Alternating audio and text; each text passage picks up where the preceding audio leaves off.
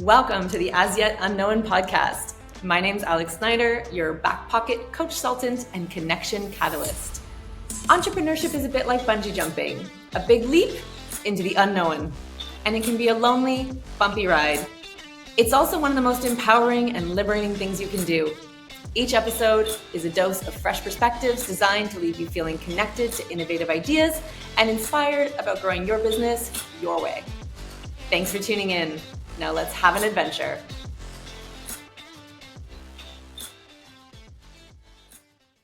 All right, thanks for joining us, everyone. And Itamar, thank you so much for being here today. I am beyond excited for this conversation because in addition to your incredible testimonials and the wonderful things that Emil, who I got to know you through, had to say about his experience, I myself experienced your coaching methods firsthand last year. And so I know how powerful this stuff is. And what I think is such a standout for me is that people would look at your background, in, Israeli Special Forces, undercover agent, Brazilian Jiu-Jitsu, top 10 in the world, and they would expect that you drive people to excellence like a drill sergeant. Yeah. But it couldn't be further from the truth. And that is what I think so many people struggle with, is a very black and white perception of the world. You're either soft and kind and nurturing, or you're hard and callous and uncaring. And for me, I think you truly embody caring candor, if I can say that. You're not going to pull a punch. Yeah. You're not going to pull a punch, but it comes from a place of caring, and it's delivered in a way that hits the nail on the head without obliterating it. Your work quite literally supports your clients in achieving the level of vulnerability that is required in order to work through self-awareness and level up exceptionally. So I'm so excited for what you're going to share today. And I would love for you to add on to that and tell people a little bit about yourself. All right, so first off, thank you for having me, Alex. It's been a while since we've seen each other. It's great to see you again. So a little bit about me. At 18 years old, I was drafted into the most elite unit in the Israeli Special Forces. At age 21, I became the youngest Air Marshal in Israel's history at the time. Like you said, I'm a Jiu-Jitsu black belt, but I was ranked top 10 in the world at the amateur level. This is important to say. I wasn't at the black belt level. I was top 10 at the amateur level. Aside from that, any notable things, I was the head of security for a couple of billionaires, managed assets in the 11-figure range at times. And now what I do is this: I lead coaching programs on mindset and emotional fortitude. And also for the past 5 years, I've been mentored by the head of psychology of the Israeli Mossad. And I think kind of a lot of his teachings and his methodology are why I approach things differently. It's not a drill sergeant, but it's actually, how can we get to the root cause of what's actually holding you back? Not how you can overpower what's holding you back, but how can we dissipate that, or perhaps even resolve it to a point where you don't have to power through anymore? And I think that's what you were alluding to. Absolutely. I love the way you put things. I've kind of came into your world step by step, and we'll share how people can do that later. But the way that you articulate things and the focus on reducing the drag is it's not the like, how do you make it easy, right? It's not the like 5 easy steps, but it is very clear on what I would consider sustainable change and real change, as opposed to what many of us have, which is temporary change or moments of energy and progress followed by severe regressions. So we hear about mindset almost daily now. It's part of our vernacular. And just before we jump in, I'm wondering if you can define what we're actually going to talk about today and maybe debunk some of the common misconceptions or myths in terms of mindset, good versus bad versus effective. So it's a great question. I kind of take it off from where you started. So you want to have not peak performance followed by a valley. Like, that doesn't help you. Success is a thing that compounds over time. So what you try to optimize for, instead of saying, okay, I want to get myself pumped up, then I'll have this peak and then it'll dip, you want to optimize for sustainable elite performance. That's kind of how I view it. And at the end of the day, mindset is about you being able to take action. It's not just about you feeling good, feeling energized. It's about action. That's a true measurement of it. What's the output of this? Because the thing is, mindset is a very fluffy term, and it gives way to a lot of fluff because people don't put a measurement on it. Is there an actual output created by you doing this? Does it actually help? If not, then it's just feel good fluff. But if it actually helps you do things in your life, both on an external level or also like on an internal level, then it's actually you're improving your mindset. And I think having that clear measurement of, is this driving positive actions in my life or business or whatever it may be, that's how you know if it's the real stuff or it's just kind of like the feel good stuff that's going on these days. Does that make sense? Yeah, absolutely. And it may be my background in athletics, but I love the way you describe what you do as like elite and performance based. Even business, we have a saying, what gets measured gets improved, or what gets Yeah. measured gets moved. Um, Yeah. a lot of people feel like they could be doing more with their skill set, which is also how you describe what you do, right? And a lot of people feel stuck or trapped by circumstance, and people want a lot of things. And I think, honestly, the more the world opens up to us, wanting is almost an epidemic because we see so much more than we would have, a few decades ago. And I think we all know that action and decisions is what drives reality and change. And it should be noted that you work with objectively successful entrepreneurs. So, Yeah. what are the mechanisms and mechanics that drive sustainable change? And how can people start to think about what they are doing and the decisions that they're making that will truly create their reality? It's a great question. So let's unbox it a little bit. From the start, what you were saying, I think first off, you need to recognize what's the thing that's holding you back. What's the constraint in your success? And I think what you kind of alluded to was that question that I like to ask is, could somebody else with your exact skill set or worse be achieving more than you currently are? Or do you even know somebody who has your skill set or less and they're achieving more than you? And what that does, it helps people self-identify. Do I actually have a skill set issue that I need to get better? Whatever my business thing is, whether it's managing people, it's building certain things, raising capital, whatever it may be. Is that a skill set deficiency that's holding me back? Or is my skill set good enough, but I'm holding me back? So I think that's really the first thing, to recognize what's going on there. Because if you have the skill set and you also, let's say, have a base level of character where you're taking responsibility for your life, you're not falling into victimhood and all that kind of jazz, you should be achieving a lot. Now, if you're saying, I'm looking at someone who's my peer skill set wise, but he's doing a lot more than me, then you probably have a mindset issue or an emotional fortitude issue. Mindset issue means that you're having a hard time when a difficulty arises to see it as an opportunity. Whether it's to differentiate yourself from others because they're going to get frustrated, or differentiate yourself from your previous self and grow and use it as an opportunity to really grow and be the future self you want to be. Mm-hmm. And finally, there's the emotional fortitude issue. Let's say you have a great skill set, you take responsibility for your life, you're not a victim, you work hard, you put in whatever you need to do. And also when challenges come along, you decide, I'm going to see this as an opportunity. But there's still an insecurity inside of you by going for big things. What will people think? Am I good enough too? Am I worth this? Is this valid for me? All this kind of jazz, that's going to hold you back. And I think if you can identify where you are on that pyramid, it's the first step to saying, okay, what's actually going to help me? What's going to give me the biggest result right now? Following not just like everybody should do mindset, because that's nonsense. But you got to figure out, is this actually the constraint on my success? Mm-hmm. Does that I make love sense? that stack. Yeah, super helpful. Yeah. That's really, really powerful. I mean, no matter how often we hear, don't worry about what others think, we're literally all programmed to seek acceptance as an evolutionary survival tactic, right? So Yeah. I guess I'm curious, in your experience, when you look at that final hurdle around emotional fortitude, is it more people from our past or people in our current sphere that people are kind of basing their decisions on? Or is it 50-50? It's interesting because sometimes it's either. It's neither. It's not any of those. It's imaginary figures we have in our head. It's this ominous fear of the tribe. Like you said, a lot of this stuff, so here's the deal. We evolved 100,000 years ago. And 100,000 years ago, we recognized certain patterns that would keep us safe. So for example, my tribe of 50 people in the savannah all like me, I'll be safe. They don't like me, I'll be outcast on the savannah alone. I'm probably going to die. And we keep that kind of repetition and thought process in our heads. And the problem is that a lot of times we said it is people from our past or people that we know now. Sometimes it's this ominous they. It's like, what will they think about me? Or I can't do this because of what he or she or they might think. And we don't even have a specific person. I'm saying, okay, I know Jeff and David and Dana. They're going to say this specific thing about me if I try and I don't make it work. Right. It's this ominous fear of the tribe. Now, beyond that, like how you said, is it people from our past or people from our present? It's both. And I think what's really important to do is recognize that A, be aware that you are going to feel these feelings, that fear of possible rejection, or that you're not good enough, or that people will judge you. What you said there is crucial, that the people that get blindsided the most by this stuff are the people that are not willing to accept that they're going to have this feeling there. So they're trying to pretend like, oh, this isn't going to affect me. And then when it inevitably does, because they're a human being, it blindsides them.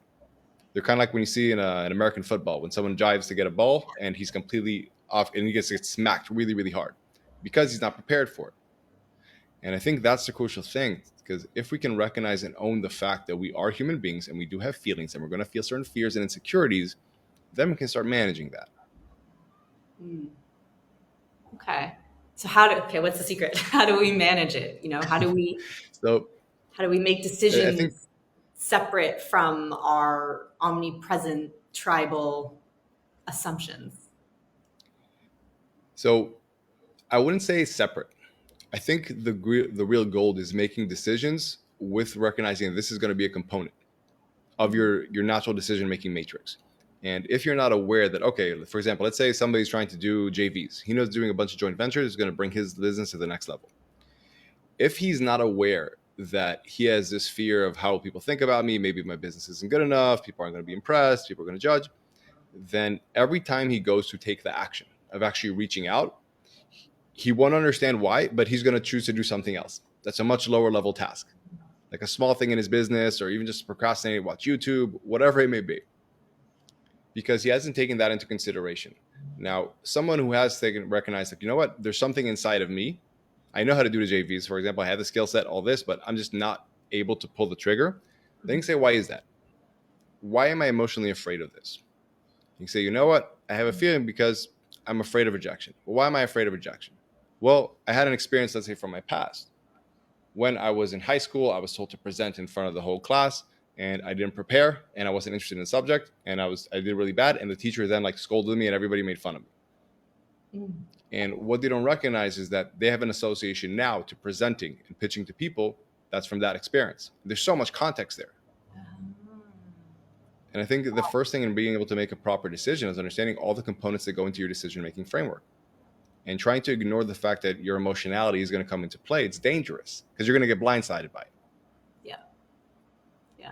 So everybody's listening, just like when you find yourself procrastinating, when you find yourself maybe constantly picking up your phone, or, getting to the end of another week and there's something that you've identified as critical and it hasn't happened, really tapping into what is this, what's underlying this? What do I fear? What do I believe? I would say, what insecurity are you trying to avoid? That's the biggest question. It's a pokey one. It's hard for people to ask that, especially people that are A-types and they feel like I'm going to go after it. To honestly ask yourself, what insecurity of mine am I trying to avoid? And it's somehow affecting either my business or my personal life, my relationships as well. And the more you can be cued on to your main insecurities and what causes you to do things that don't serve you, again, that awareness, it's more than half the battle. Because you can go into it ahead of time saying, okay, I know this is going to be, I'm about to do this thing that's challenging for me. And I know I'm going to have this feeling along the way. And then when you meet this feeling, you can recognize, you know what, this isn't just a fact or a sign that something's wrong here. I need to back away. This is just a feeling I understand that I'm going to have along the way because I'm a human being, because I've had my past experiences, whatever it may be. And therefore, I don't have to take this as a warning sign. It's just a feeling that I'm going to meet along the way, and I'm going to be okay with it. And I'm still going to be able to take the actions. I think when we're not aware emotionally, whenever these feelings flare up and we feel that in our body or whatever it may be, we tell ourselves that something must be wrong here. So let me back away. Yeah. I love that. And the reality is that's probably not the case. Yeah.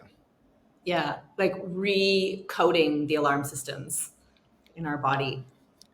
Yeah. Just recognizing that some of these alarms are not they're false. They're not valid.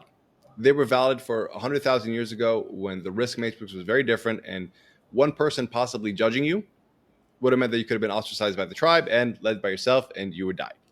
Nowadays, people stop themselves from, example, posting content like this because they're like, what if people judge me? It's like, of course people are going to judge you. Of course. Out of the millions and millions of people, of course. And I think just accepting that there's going to be some people that are going to judge you, but you can also choose who you actually care about and who you want respect and approval from. It's extremely liberating. And just being aware, I'm going to feel this feeling of judgment, but I'm going to remember, who do I care about to actually give me approval, and who do I want respect from, and who do I not care about? it can help you optimize for the right actions. I love that point of view. Who do I actually care about? Yeah. Who am I, aspiring to surround myself with? How will I make decisions based on that? Yeah. And what I've noticed is that most of the time when we're afraid we're going to fail, we're going to do something like, I'm going to give it my all and I'm possibly going to fail. I'm only going to be concerned of how people think if it's people that are honestly like not highest level of people. Because all the high level people that I know, if they see somebody giving it their all and trying and going for it and failing, they're like, dude, good on you. That's hard to do, but if you keep doing this, you're going to succeed. So it's really about recognizing who do you want and carving that out, intentionally saying, these are the kind of people that I want respect from. Or even, you know what, I just want respect from my future self. I want to take the actions that when I look back at them, I'll be proud of in hindsight. I Right. think just Yeah. having that simple question, like what action will my future self approve of and like appreciate me for having done, Yeah. it's a I powerful was having tool. a conversation just the other day with someone. I said that. I said, nobody above you is going to pull you down, right? If you Yeah. are working hard and you're on the way, people who have been there, who are past you, they will look, they know, they've been through it. People who Yeah. criticize are generally people not making the effort, who haven't been through it, who have nothing better to do, frankly. Well, I look at it from a pragmatic perspective. Like, why is this happening? The reason most of the time these people want to criticize is because they want to justify their shortcomings. Yeah. They want to be able to tell themselves, you know what, this didn't work for you. I knew I shouldn't have even tried it. Ha. And I think Love it's that. recognized that's where they're coming from. Yeah, it's like that's where they're coming from, and that's what's going on there. Like, that's their stuff. Yeah. Okay. So how do you make decisions that you'll be proud of in hindsight? How do we assess that? Or maybe an It's pretty example. simple, honestly. Yeah, I can share a story. So the way I learned this was in the military. So as part of the Israeli Special Forces, again, this was when I was there. I don't know what it is now, but at month 6, it's a 20 months training period to be qualified as an operator for when you get recruited. And in month 6, you do what's called the beret walk. You walk 120 kilometers in one night, and then you get your unit's beret. And it's a big ceremonial thing where after that, like the parents actually come into the unit, and it's the only time civilians are actually allowed into the unit's base. And it's a big thing. And we were pretty young recruits then. Obviously, we're only 5.5 months in. And one of our team members, Jiao, he was limping really, really bad before the walk, for the march. And Jiao, aside from that, he was a phenomenal athlete and he was a great soldier and just like a great friend. And we all really liked him. But we could tell like he's going to struggle doing the walk. He's going to really hurt himself if he does this. And we brought it up to the officer who still had a lot of distance from us. We were still young recruits. And we said, hey, we don't think Jiao should do the walk. He's really badly injured. And this is just going to like ruin his feet for the next month or so. He's going to have to recover just from this walk for a month or so. And the officer heard us out and he's like, okay, guys, my decision. Jiao's doing the walk. If you guys need to help him along, whatever it may be, he's doing the walk. And we were disgruntled about it. We didn't think it was the right decision. We didn't think it was a smart decision. But Jiao did the walk. And we helped him as much as we could. And he did the walk. And he got to have his ceremony in front of his parents. And it was a big thing for him because he had his parents came from Ethiopia under very, very challenging conditions. And for them to see their son, like the first Israeli to actually graduate from this kind of program, it was a big, big thing for them, for their entire family. Of course. But afterwards, Jiao indeed, yeah, like he had level 3 or 4 shin splints, which basically means he had fractures in his legs when they got it checked. And he had to sit out for about a month and a half afterwards to fully recover from that. To sit out, and he missed out a lot of valuable training. And what we used to have in the unit were Friday meetings. Friday meetings were where we, the soldiers, were allowed to speak openly to the officer and actually challenging him on some things. And in the Friday meeting after Jiao got his diagnosis, and this was about 2 weeks after the march, the officer saw that we were upset. He's like, "What are you upset about?" And we were like, we thought you made a mistake about making Jiao do the walk. Now he's going to be incapacitated for a while." And the officer said, "Jiao, what do you think about this?" And Jiao was like, "Yeah, man, it's like I can't walk. Like my feet are broken and I can't walk." And the officer said, "Okay, let me ask you this, Jiao. I get that. Now, after the ceremony and your parents were there and you got to have that moment in your life, truthfully, do you regret having done it?" And Jiao was begruntled. And he was like, "No, I don't regret having done it." He was like, "Did you enjoy having that moment with your parents?" And Jiao was like, "Yeah." He was pissed off at him, but he's like, "Yeah, I actually did enjoy it." And the officer said, "Exactly, guys. you're right now making decisions based on how you feel in the moment. I'm trying to help you guys learn how to make decisions based on how you would look at it in hindsight. And it was a very powerful lesson because we all realized that, like, now it's decades later, Jojo still has that memory and he's still proud of what he did. And a lot of times, just us asking ourselves in a tough situation, forget about how I feel in the moment, but what will I be proud that I've done in hindsight? We usually know the answer. Like, that's the thing. You ask me, like, how do we know what to do? Usually we just know. We know. Yeah. We know there's some, like, the easy path that's more emotionally convenient, and there's a more difficult path that's actually going to get us better results, but is less emotionally convenient. It's usually the most difficult path. If by default you have absolutely no idea, probably choose the most difficult path because there's something in your emotion that's trying to optimize for ease. I feel like I've lived my life on that path. but no, it works, right? It does work. Yeah. But it also has a lot of moments of discomfort. So I think you're right. choose the less comfortable path. Again, have had conversations. But I think it becomes less comfortable if you understand why you're doing it. And when there's just let's call it a tangible goal of saying, if I do this, then next quarter the revenue will be this or that or whatever it may be. Like, that has some kind of pull into it. But if you're saying, I'm doing this because I want to optimize for the kind of person that I'll be proud to be, it has a much stronger pull. And that's what I said about the mindset, about viewing it as an opportunity. Instead of just saying this is a hard thing, you say this is an opportunity. I don't get to become the person that I want to be, the future person I want to be, without this coming here right now, without this gift for growth. And mindset, it's really a choice about you choosing to see things as opportunities, not just as burdens or as hardships. And when I meet a difficult situation, I try to think about, okay, this is a gift for the future me I want to become. Like, I want to become a better individual for myself, my family, my kiddo, my business, all that kind of jazz. And without these challenges, I don't get to become that individual. I don't get to. Yeah. So, like, thank God these are here. Yeah. I like what you said. There is a certain amount of pull that gets created by maybe the shorter term tangible things, but what you're really talking about is a bigger picture. And it's reminded me that you have a controversial take on motivation. So I'm wondering if you could maybe share on that, because it's another word we hear all the time and something that I think is ingrained, right? Like, you're just not motivated enough.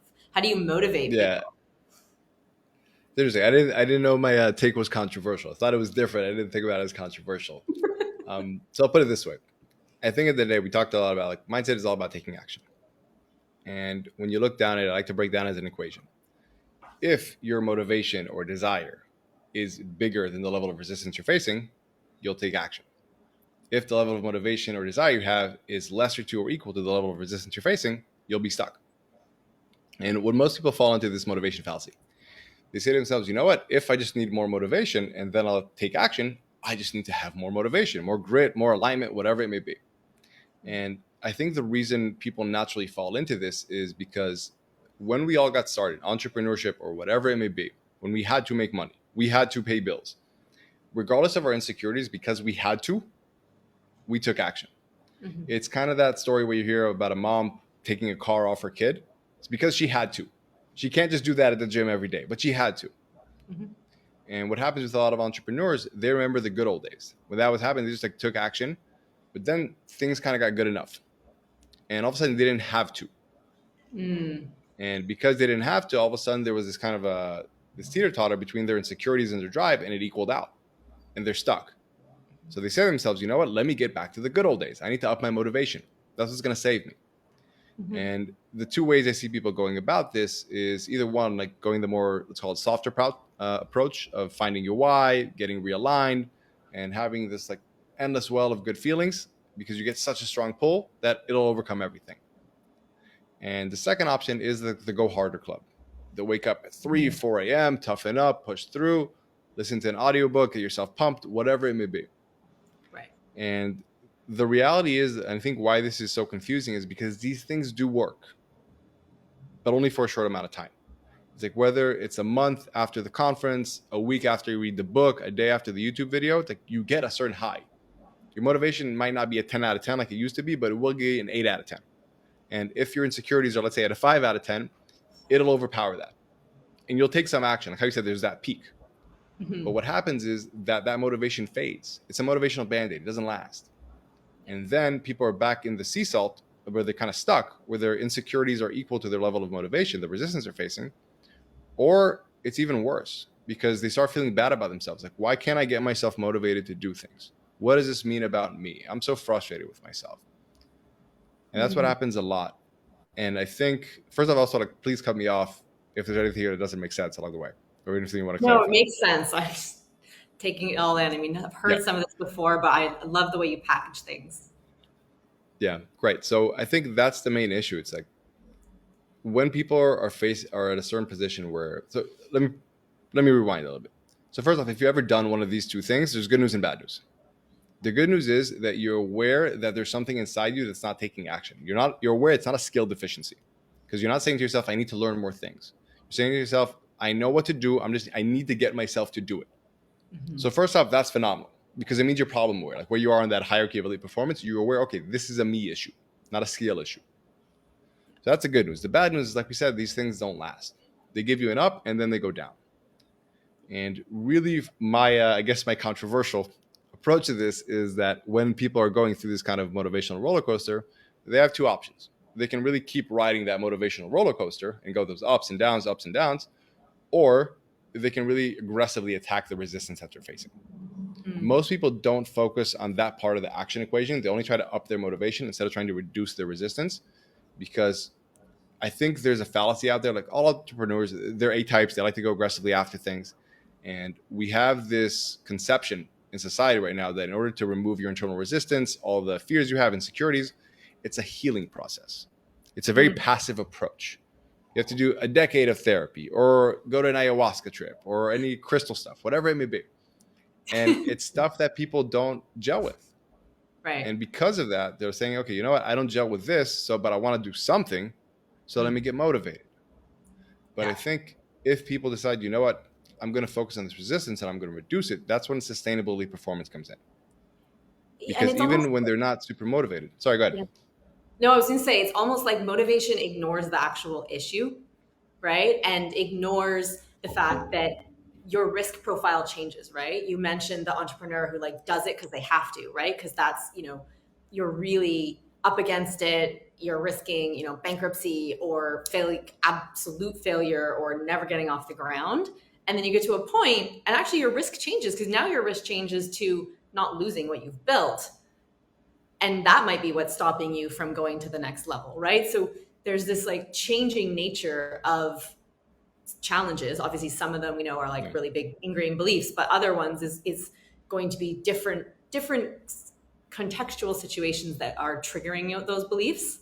And motivation just is kind of like a blanket statement that is like, throw some more gas into the tank, but don't worry about the fact that you've got 101 things you don't need in the car, creating that drag and burning through that fuel. Yeah.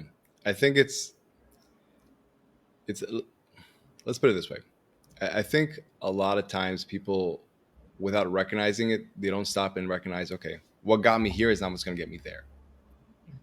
And how you said, once the situation changes, you also have to change your approach at times, change your strategy, and recognize, you know what, when it was that context, when I was just starting out and I just had to do things, that worked. But now when I don't have to do things, I just want to do things, that's going to require a different approach.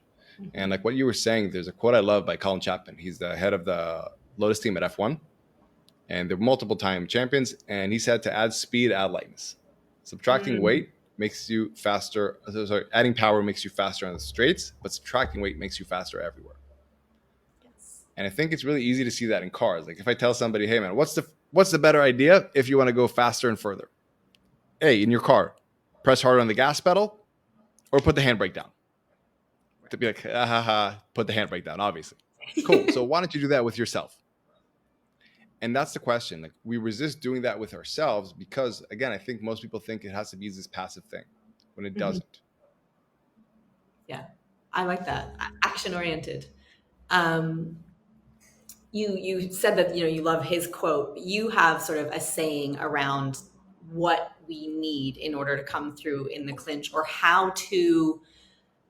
Because I think it's about creating the stability, right? Like I love the word sustainability, but how do you continue to show up day to day? And a lot of what you say speaks to me from an athletics point of view, which ties to strategy and military. And you say you don't rise to the occasion, you fall to the lowest level of your training. Can you expand on that? It's Yeah. always stuck with me. So let's say this. Let's make an assumption here that if you're going to do something really big and really difficult, especially if it's during a time of recession with this extra volatility, whatever it may be, there's going to be an aspect of emotionality there for every human. So here's the deal. If you've never actually tried to recognize what's going on with me emotionally and what are the things that could sway me away from taking the decisions and the actions that will actually serve me in real time, when the money's on the line, so to speak, you're going to fall. You're not going to be able to figure it all out in real time. Like, oh, I'm having this emotion because of this fear, because of this belief, because of this past experience. And I'm aware of it. This is how I can recognize it's starting to affect me. And this is how I can block it off. Or this is how I can deal with it and cope with it. That's an extremely difficult thing to do. But if ahead of time you say, you know what, I want to take a certain time to prepare for this so I can understand what are my emotional biases that could drift me away. And I'm going to work on them and resolve them. And again, not over decades, but just figure out what's the 80-20 of the 80-20. Then when you get to a situation where there's high stakes, you won't be a victim because of your emotions, because you've already trained to that level. It's like an athlete, like you said, trying to show up on the day of the race, so to speak, and win. That's naive. Putting in the work ahead of time, then expecting to win, that's more plausible. Right. Yeah. You do your PRs in the gym and then you hope to come close to them on competition day. Yeah. That's so well said, because on the competition day, there's extra components there that you don't usually have. Like there's the added stress, there's the added pressure, there's that time compression where things maybe don't go all your way. And to recognize that you're not all of a sudden going to be able to pull a rabbit out of the hat when time counts. And I think it's naive of people to think, and sometimes also people are like, I just want to be more confident so I can do that. It's like, no, it's about you doing the work so that there's less insecurity. And if you can do that on an emotional level, then even when there are times that are more emotionally volatile, you're prepared for them. And you don't get taken to a place where your actions don't serve you. Yeah. And I mean, we all know our emotions get the best of us. That's, it's what they're designed to do. But again, a little bit, they haven't evolved to the reality of our current context. I know you have a few stories, I think, on both sides of that equation around, the times where maybe you haven't had the system in place to support you, and other ones where you have actually tapped in and figured out what was holding you back. Do you mind sharing one of those? Sure. I'll share one from actually the martial arts world. So when I was doing jiu-jitsu, I was competing at the world championship level, and I competed 3 times. And the way the tournaments work, it's a pyramid tournament. So basically you have around 8 or 10 matches a day. Like you win your match, you advance. And I would always do extremely well in the first couple matches, and I would really just have blowouts, shutouts, and really, really good fights, and just be at my best. And then every time when I would get to the quarterfinals, there would be a bit of a pause because they reshift the brackets. And when I got to my quarterfinals match, every single time, I would freeze and I would choke. I would really underperform, and I would lose every single time in the quarterfinals. And I wasn't able to understand why. Like my coaches would keep telling me, like, Itamar, there's something in your head because you're crushing until here, and then all of a sudden you're just like tensing up and underperforming. And at the time, I wasn't able to understand it. Like, literally, I would lose at 4 p.m. and at 8 p.m. I would try to find somewhere to go train in LA, where the world championships were. They're like, oh, I need more skills, which was the exact wrong thing. Right. And after a while, I finally was able to recognize what was going on there. I had a certain insecurity that I needed to validate, that I was putting onto this thing. Now, to explain that, I have to go like all the way back to the military. So like I said, I got drafted into the most of the unit when I was 18. And out of the whole country, there's 12 of us, basically. And from months 4 to 6, it's what's called advanced unit boot camp. It's literally the hardest part in the whole like military training. It's basically an 8-week hell week. And while I did do well on some aspects like leadership, Krav Maga, and all that, there were some things that were more challenging, like the long runs. And at literally the last week, the last day of advanced unit boot camp, it really started to rain heavy.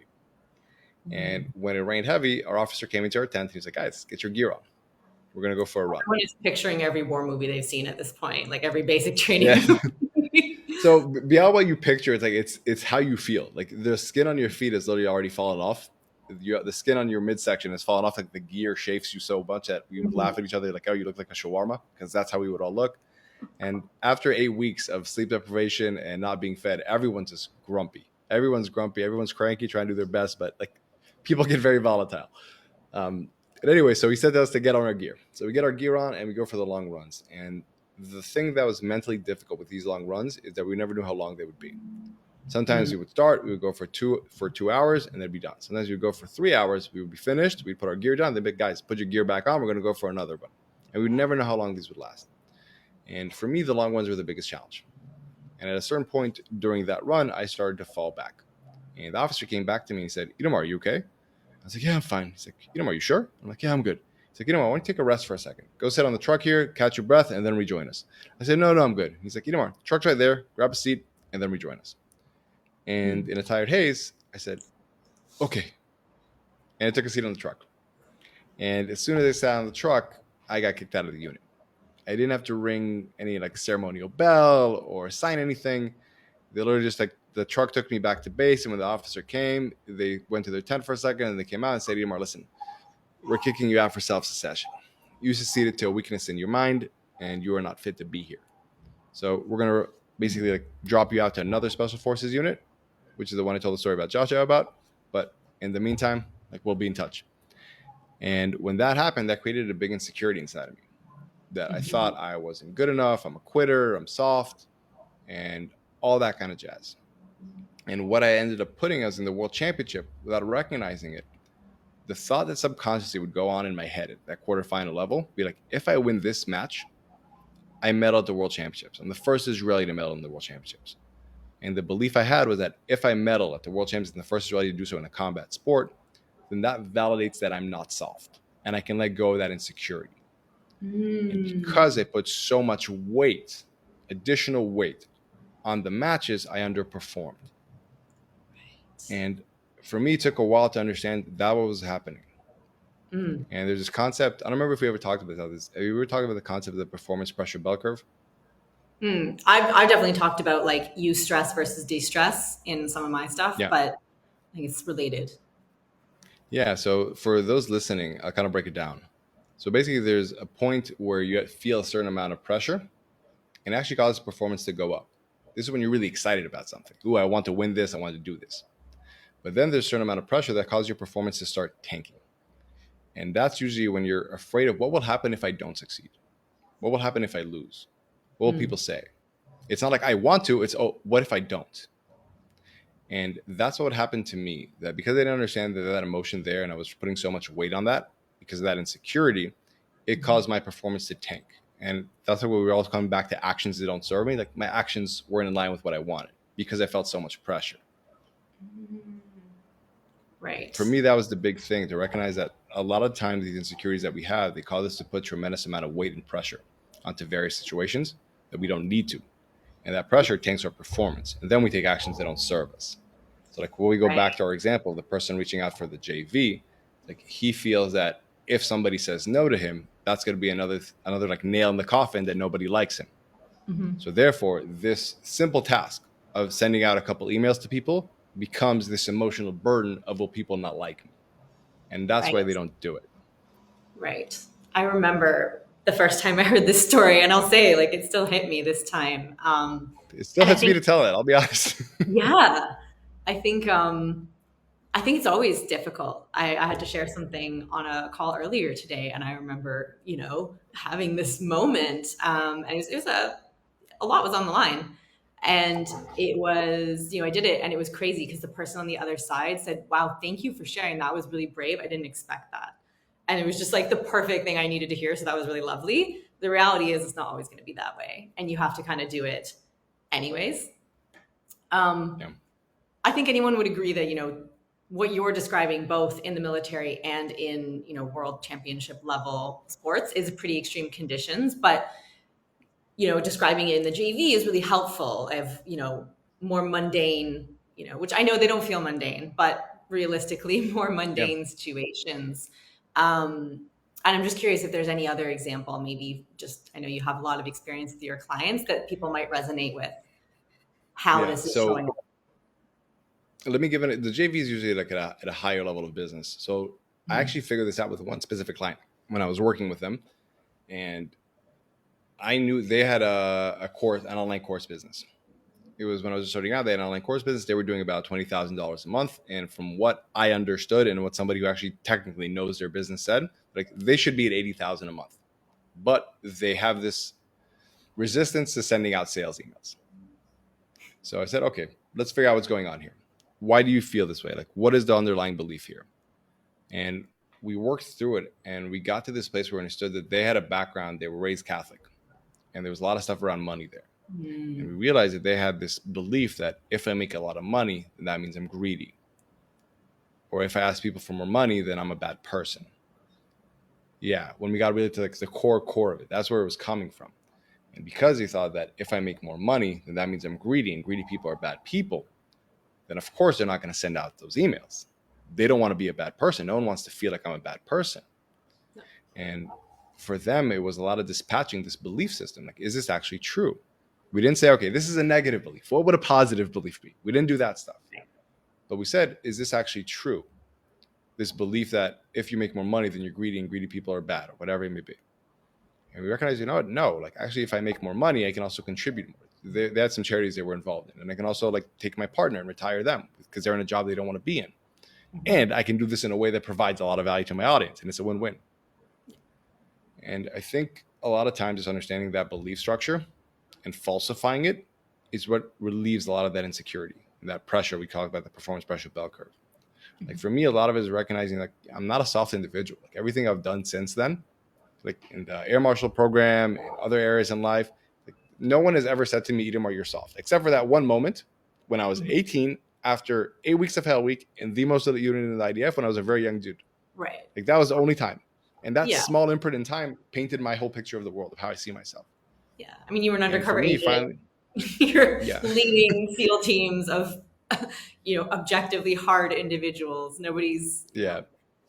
And like, but it was, that's the fascinating thing. And I would love it if that could perhaps be an example of someone else. Like we can't let this one moment, one failure, one moment where we had a really heightened emotional state paint our view of the world, of how we are or how the world is.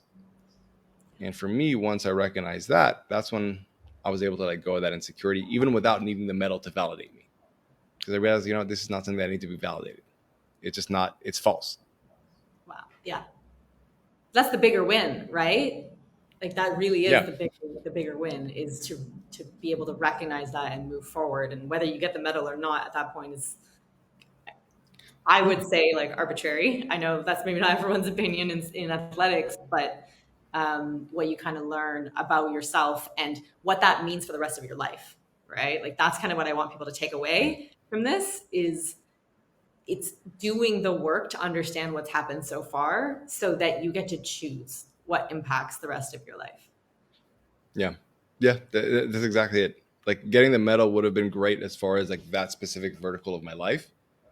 But those implications still would have popped up somewhere else. That insecurity, that fear, but like now because it's dissipated, it's all at the root level. It's all kind of gone away. Yeah. And many of us want to achieve uncommon results across, many spheres. We might know there's trade-offs, but if we are to envision our future, it's not this one thing and everything else is shit, right? Like we kind of want, the fairy tale in some degree. I think it's just how we're wired to kind of dream. And I guess intellectually we know that means doing uncommon things, but what we've just been described, what you've been talking about is that there are these things that hold us back. So I'm curious, what do we actually need to do to perform under pressure and come out on top? And I think even you over the last few years have had quite a journey and a big transition time. And obviously everyone over the last few years has been under some uncommon conditions. How would you share with people about that? So I want to break it down into two things. Is that okay? Yeah, absolutely. Cool. So I'm a consultant. If you can make it 3, that would be great. But always 3 points. Yeah. I think here's the deal. Like what you said there is very interesting. that we don't want to just have success in this one thing, but we kind of want to have it all. Mm-hmm. What I have seen is that people can, for example, suppress their emotion from 9 to 5 and kind of like bottle it all in, create this little pressure cooker and just do what they need to do. Mm-hmm. And they get successful. Like you've seen a lot of 8-9 figure entrepreneurs that do that, but that comes out somewhere else. That has to be released. And that usually comes out on their health or their relationships or whatever it may be. So I think that's first off something really important to recognize. If you just want to be singular focused and you don't care about anything else, you might be able to get away with it. It's not going to be the most favorable thing, but you might be able to get away with it. However, that will come out in somewhere else in your life. It's like the classic story of the stressed out CEO who's trying to be his best at the office and then takes it out on his partner at home. Right. His or her partner at home, whatever it may be. It's like, that's a classic story. So that's first off, I wanted to emphasize what you said. I think it was so important.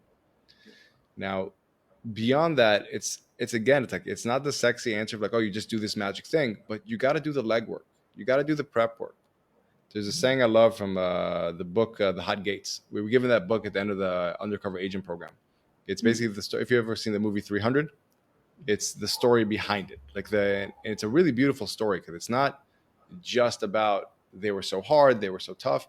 It really talks about the evolution of the warrior and the things they had to do, the gogi, the training process the kids went through, and everything.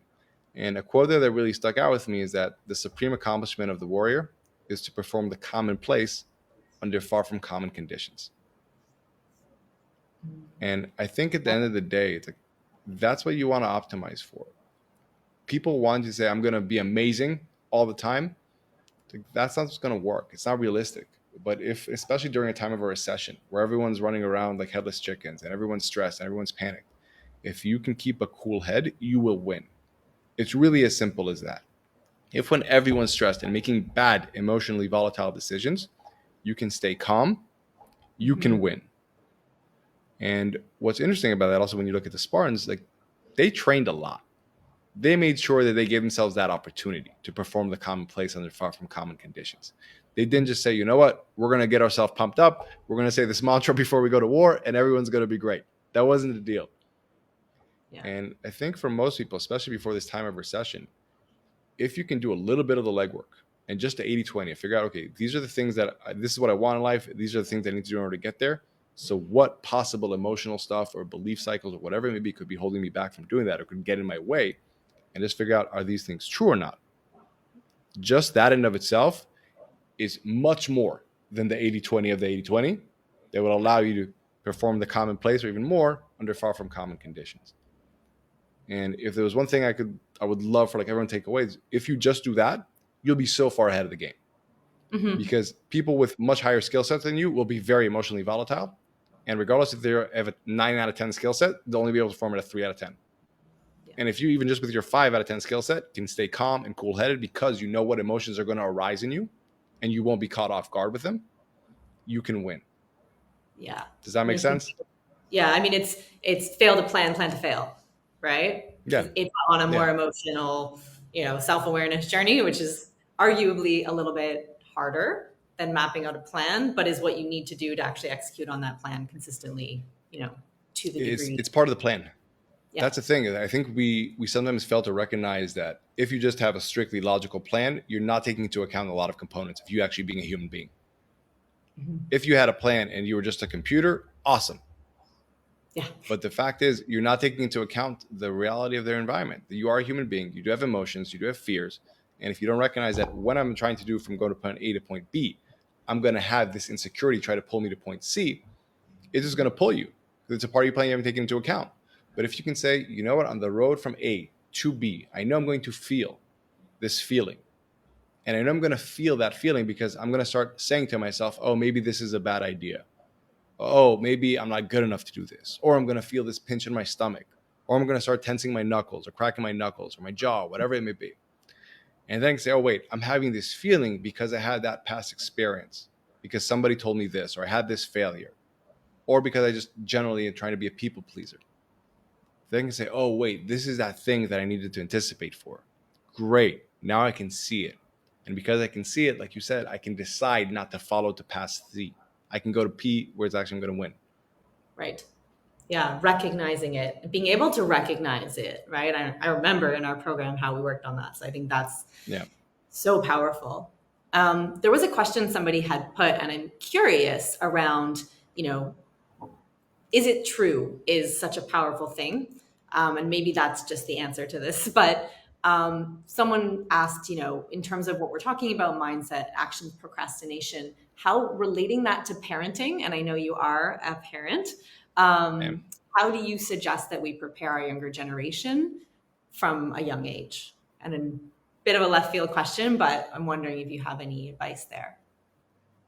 Yeah. So yeah, I would love to talk to this person to get the context of what they're asking, because that would make that a lot easier. So basically, if the children are procrastinating, is that correct?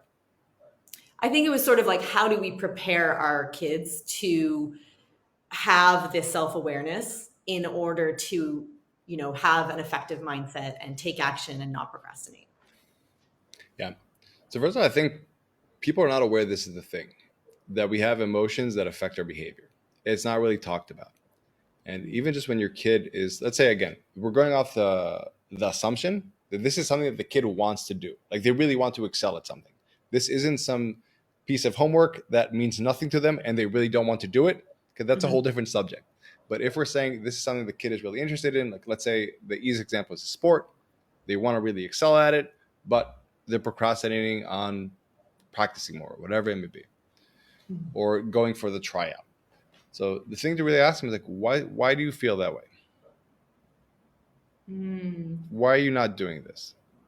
What's your concern? What's your fear here? What's going on? And I think just actually having that conversation instead of like, why are you not doing it?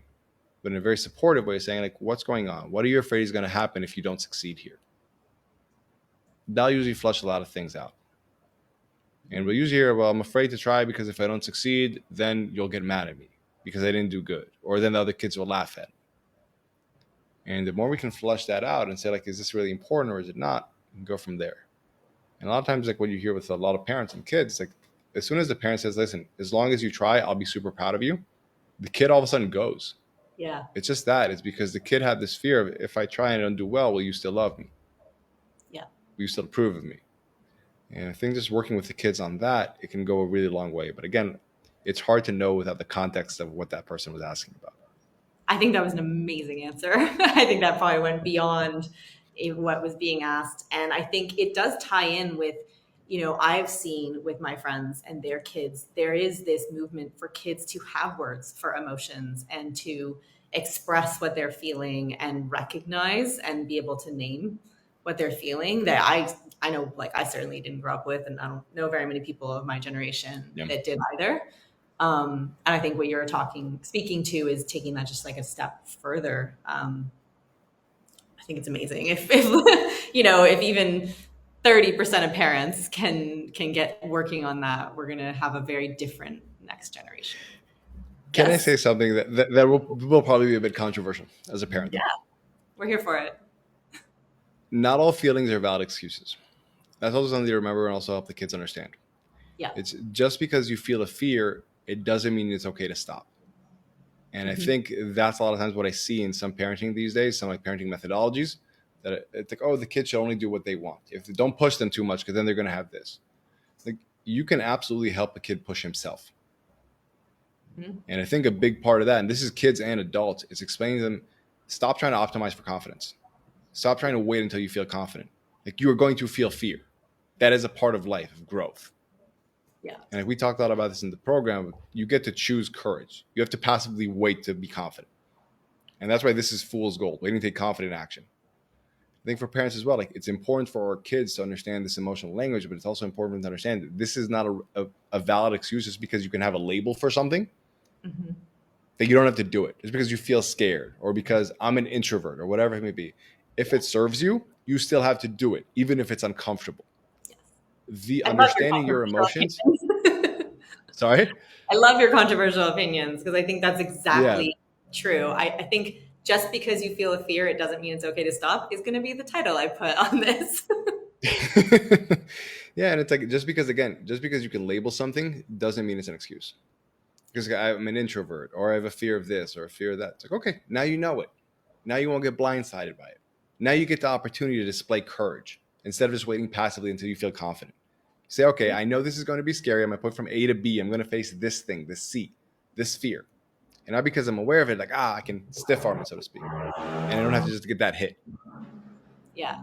Now you get to choose, right? You get to choose and you get to decide whether you really want the thing you said you wanted, right? I mean, Sorry, I was going to say, like, in the unit, we had a saying, like, you have to decide if you want to be elite. At the end of the day, it's a decision. No one's going to make it for you. You have to decide. And people can provide you all the tools, all the frameworks in the world, but at the end of the day, that responsibility is on yours.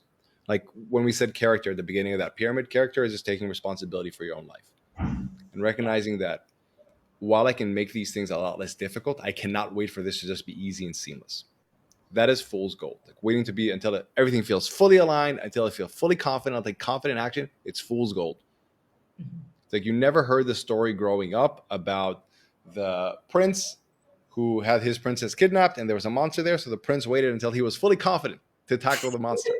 You never heard that. And there's a reason for it. Courage is the virtue. Yeah, it's like courage is the virtue. Courage is always an option you can choose. You can decide to display that virtue. And I think that's a big thing with kids. And like what I'm going to really emphasize with Eitan, with my son, like, hey man, like you're going to feel fear. And that's okay. Know that as long as you're doing the things that you know you should be doing, we are going to love you. We're going to care for you. You always have a place with us. But like, just recognize that just because you feel fear, like it's an opportunity to actually display courage and be the kind of person you want to be. Don't wait to be confident. That's the main thing I would say to parents. Like, don't let your kids fall into that trap that we have to wait to be confident. Yeah. Give them the opportunity to display courage and build themselves. I love that you clarified that. I think absolutely, courage is always an option you can choose. Now I have so many options for titles for this episode, but I love that. And I will say, yeah, that is something I'm seeing with these conversations that, people are having with their kids. It's the ability to recognize and name it and then to question it and to ask, why or what is the worst that would happen. And is this true? Which is, something that you always ask, is this true now? Right? Because when you learn the fear, kind of going back to adults now, you learn the fear, you're probably a kid. Your reality is very different than when you were a kid. And what your survival depends on is very different. But the beliefs, they're ingrained. And so we don't process things necessarily as our current reality would expect us to. Yeah, we just ascribe things with that context. We feel this way about these kind of situations without regards to how we are right now, who we are right now, what time of day it is, where we are in our careers, whatever it may be. It's just that. Wow. What I will say is this work is not for the faint of heart, but once you're through it, there's kind of no going back. You can't unsee your unmet potential or your false beliefs. So it's a journey. If people are interested to learn more about you, Itamar, where can they dip their toe into your world? So the easiest place, especially if you guys are listening into this, is the Emotional Fortitude podcast. If you go to Apple or Spotify, whatever it may be, just type in the Emotional Fortitude podcast. We break down actual case studies. So I don't like just talking about random subjects. I like saying, hey, this is the client, for example. He was here. He was at point A. This is where their business was. This is what they were doing. These were the things that were holding them back. This is where they are right now. These are the exact steps that worked for this person. Overcoming imposter syndrome, overcoming a fear of failure, overcoming how do you actually get rid of a very powerful but very negative employee, whatever it may be. And so you actually break down and share step-by-step processes. So there are actual mindset workshops disguised as a podcast. So that's first. Other than that, you can go to the website at www.itamarmarani.com and we have all our links there. There's also a micro course that actually, we talk a lot about fear there and the belief structures that are causing all these resistance. That micro course literally helps you break down the exact beliefs that are holding you back. So you can understand it in a very, very clear lens. Oh, the reason I'm not taking this action that will really serve me is because in my head, I have this story. And then it also takes you to the process of questioning and say, is this story valid or is it not?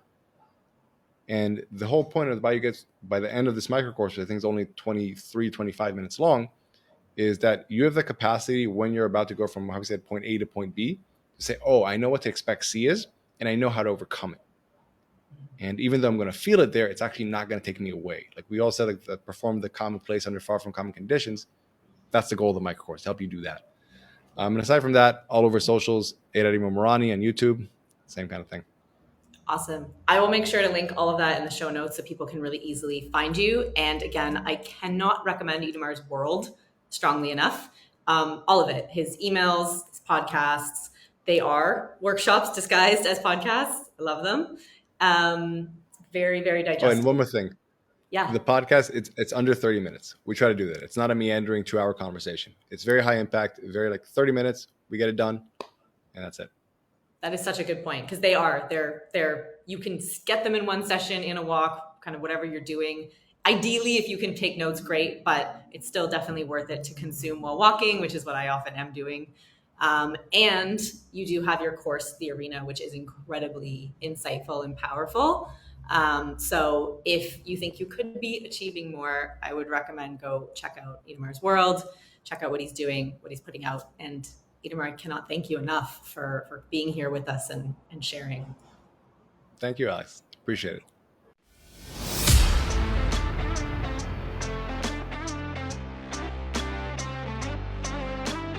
Thanks for tuning in. Our goal is to create connections and inspire conversations. So please subscribe, rate, review, and share this podcast with your network if you enjoyed today's episode.